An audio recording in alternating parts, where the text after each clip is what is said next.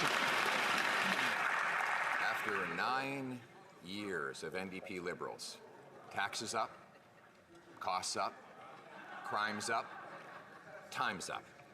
And now he wants a 300% carbon tax hike, all the way up to 61 cents a litre. Why not let Canadians choose a common-sense Conservative government that will axe the tax, build the homes, fix the budget, and stop the crime now? The Right Honourable Prime Minister.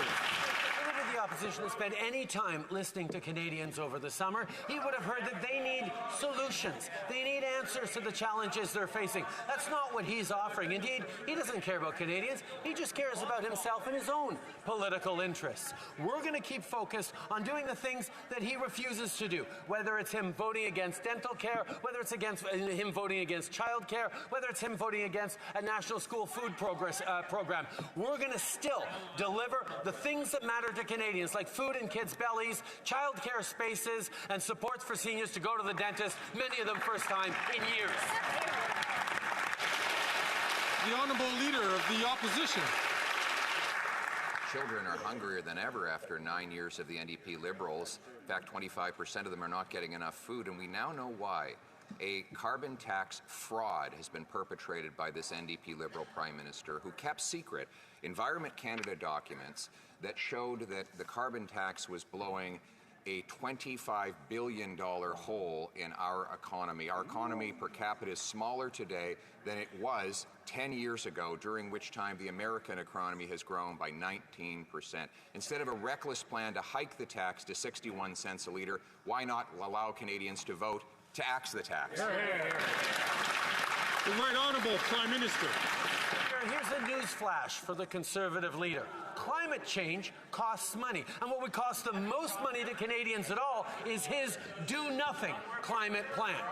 News flash: when the Toronto subway gets flooded, it costs money. News flash: when forest fires hit communities across this country, it costs Canadians money to rebuild. When you have droughts that hit farmers and agriculturists across this country, it costs money.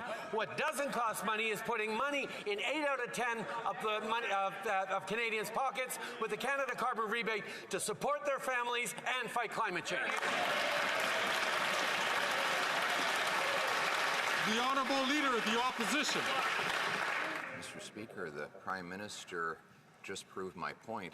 His tax doesn't stop floods, fires, or droughts. All it does is create more poverty. This also from a high-flying, high-taxing, high-carbon hypocrite who flew 92,000 kilometers in a fuel-guzzling, tax-funded private jet while he taxes single moms and seniors for heating their homes. Now, carbon tax Carney wants him to put the tax back on home heating oil. Will he reject carbon tax Carney and instead allow Canadians to choose to axe the tax? Just want to remind all members, and to do so early, to be very mindful of their language that they use in referring to other members in this House. The Right Honourable Prime Minister. Mr. Speaker, the Conservative leader doesn't believe in climate change, and that's why he has a do-nothing plan to fight climate change. It would cost Canadians money and challenge the future we're building for our kids. Our plan, with the Canada carbon rebate, puts more dollars in 8 out of 10 Canadians' pockets right across the country, supports the middle class and people working hard to join it, while delivering the kinds of investments that are going to grow our economy and reduce emissions at the same time. This is a responsible climate plan that fights climate change and supports Canadians. He wants to do nothing. He wants to hurt Canadians.